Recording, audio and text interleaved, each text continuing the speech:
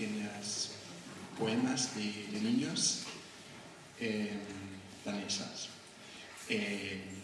Son un poco de nada y de todo. Son muy simples, pero un poco difícil de explicar. También en danés. Klappe, klappe kage, i morgen skal vi bage en dejlig søster kage. Dyppe den i fløde, så smager den så sød. En til far, en til mor, en til søster, en til bror, og en til lille bitte Lise. Af på dag må jeg låne din sang, vel må dig, den gå din vej.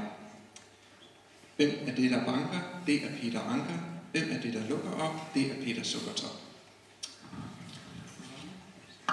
Birgitte Begøje fik ondt i det ene øje. Hun smurte det med fløde, så begyndte det at bløde. Hun smurte det med tjære, så blev det meget værre. Hun smurte det med blæk, så gik det hele væk.